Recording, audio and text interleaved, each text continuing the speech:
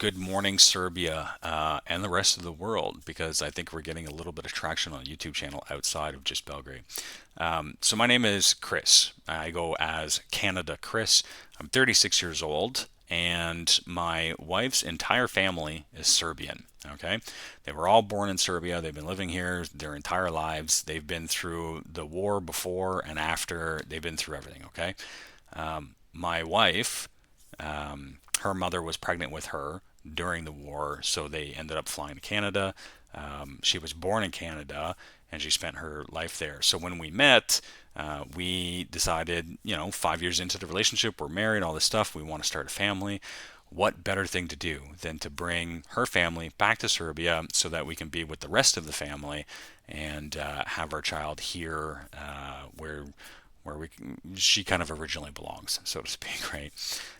So that's it. So since February, it is now March 28th. So January, February, March. It's been 2 months that we've been living here now in Belgrade. We are in a place called Vraća, which is just like 20 minutes kind of like southeast of like center town Belgrade. Very close. We can take the tram. It's fantastic. So today I wanted to make a quick video about the fact that Belgrade is a place to enjoy yourself. That is ultimately what this environment is. And I get this answer that I've come up with for you guys based on the fact that on my TikTok and on YouTube, I've been having a fantastic communication with all of the Serbs here of different ages and both male and female and everything. I'm getting different perspectives from people that are 14 years old all the way up to 50 years old. The conversations have been fantastic. And last week, I ended up asking everybody, I said, listen, I've been giving you guys information and talking about the difference between Canada and Serbia and all this kind of stuff, but now you have to answer some questions. And I said, like how much money do you make and what kind of job do you have and what's your family situation like and do you have children or not? Are they in school or not? Et cetera, et cetera, et cetera.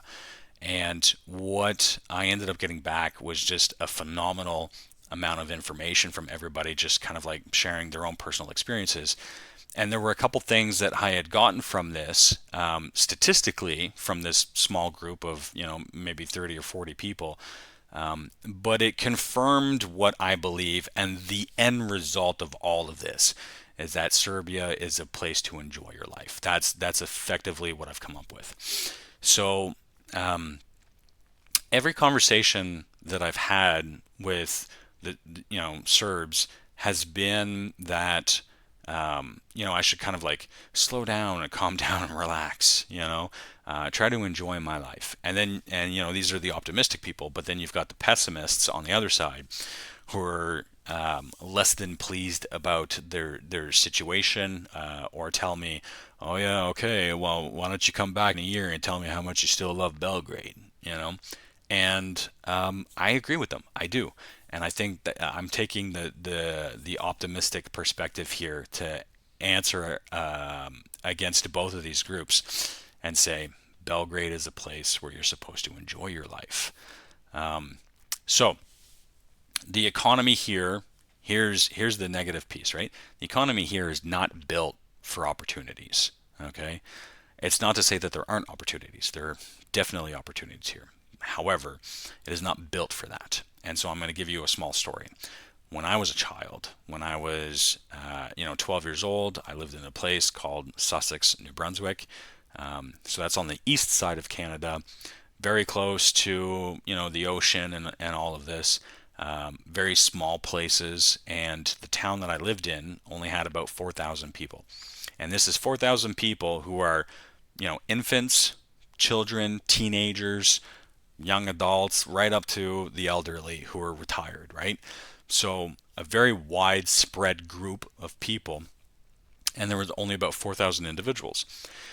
So you can imagine that the people that own the town owned all the town. Like your neighbor owned the bank, and if your neighbor did or didn't like you, you could or couldn't get a loan because it was based on,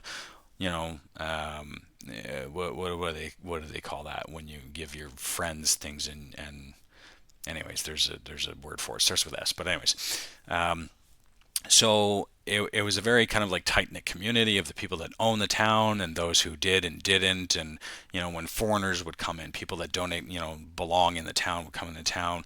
It was very hard for them to establish themselves. And so children, there was a lot of them that had opportunities because their parents or grandparents owned things in the town. And then everybody else was just kind of like left out to the wolves, right? So these kids would always graduate high school and then leave the town because there's not enough opportunity for them, and things like this. So they would go to other cities to go find opportunities. I find that in Serbia, this is kind of a situation that is happening. There is not necessarily a lot of you know, low hanging fruit or like free opportunities to just be handed out because of the way that the economy works. So there's a lot of kids that are just kind of left growing up and then having to do the same thing that their parents did and just working through the system and making 500-600 euro or whatever. And it's really tough at those rates, 500 euro, 600 euro to support a family.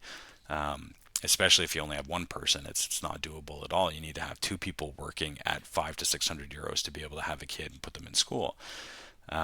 So this is from some of the statistics that I had received on that video about finances and family situation and stuff. So anyway, so there's not like it's not that there's not opportunity, but like it's really kind of tough, right? And so I understand the pessimism because of the wars and communism and the economy and the opportunities and things like this. On the other hand, I think that there's three situations that are relatively easy to be had for most people. Okay, not all, for most. Let's say 51%. That make Serbia a fantastic place to live. All right. Situation number one, you have any amount of generational wealth. And when I say generational wealth, I mean your rent is free, you own the house, your parents own the house, you live with your parents, you have land somewhere, you've sold some land, or you have land and you can make your own food and you've got animals, you have a small business. If you own something in Serbia, if you have a shop, if there's any of this stuff, if you have a vehicle, if you can cut an expense of your rent or your vehicle or your food, yeah, an additional 500 to 600 euro a month makes the rest of your life substantially better. Okay, so that would be kind of the first situation. If you have some type of generational wealth, there's a lot of people that don't have that. Like if you've got sickness or illness, or if you got a medical issue, or you racked up a bunch of loans, or you have really bad rent. You pay 350 euro or something for rent. Like that's pretty bad around here. Like it shouldn't be that high, right? So that would be the first situation that you could be in that would make living here fantastic. The second is that you have been somewhat lucky. You did get a job. You've put in a lot of work. You went through your school or maybe a little bit of, college or university. Something happened plus your effort, right? Your opportunity, your effort, your luck, your serendipity all came together and put you into a good position. And now you make 900 or 1,000 euro with your job, right? Your rent is 250 euro. So that's only 25%. You have a vehicle, you can get food, you can go to the coffee shop, like you've got some friends, you enjoy your work. That's a very good position to be in, as far as I'm concerned.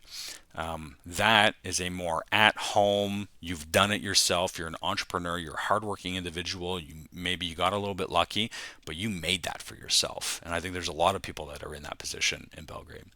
The third one is money from outside, right? So whether you are from another country, you have an income from another country, you started a business in another, I don't know what the situation is, okay? But if there's money from another country or another position that is coming into Serbia, for the most part, you tend to be living pretty well. And I think that's a lot of what the pessimistic people in Belgrade are upset about is when people have it good because we lived our life for 30 or 40 years somewhere else, built something, and now we're bringing it to Serbia. But because the relationship of our money to Serbia is kind of like a little bit higher, right? Um, $10 for me wouldn't buy me a meal anywhere in Canada, but $10 here, is like what, like 8,000 dinar or something. Like I can go have all kinds of meals for 8,000 dinar. Am I doing that right? A thousand, no, sorry, 1,000 dinar would be like, well, anyways, 800 dinar.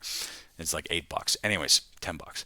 So 800 dinar is enough to go have a meal, and so the situation is that if you're bringing money from outside of Serbia into Serbia, you're better off, right? So those are the three situations that I think people would be doing really well in Serbia. The fourth one would be that you're inside that family, the syndicate, the group of people that are behind the scenes inside of the city, if you know what I mean. I don't have any experience with that. I don't want to have any experience with that, so I'm just going to leave that off the table. Um, but suffice to say, all right, I've done my research over the last 2 months. It is not conclusive. I'm only bringing to you what I've received from everybody else around me. All right. I have a fantastic community on TikTok. I have a fantastic community on YouTube. Everybody gets into some deeper conversations. I really enjoy it. I really like having these longer conversations with you guys. I think it's productive. I think it's enlightening and effective. Okay. And ultimately, Belgrade is a place to enjoy your life. You shouldn't stress out too much. You should probably just go get some burek, okay? Have a coffee, enjoy the sun, okay? Walk around, meet some friends, go to the horse, Kanye. No, not Kanye, Konye. Konye is horse, Konj, which is like a Y, Konye. So go to the horse, go meet people, stuff like that. If you can get out to the countryside, absolutely, 100%. If you can travel, bus, train, tram, all very cheap. So take some public transportation, get out there. Anyways, that was it. So Belgrade is a fantastic place. Try to enjoy it. Don't take it, don't be too tight of a person or whatever, and spread some love. All right? See ya.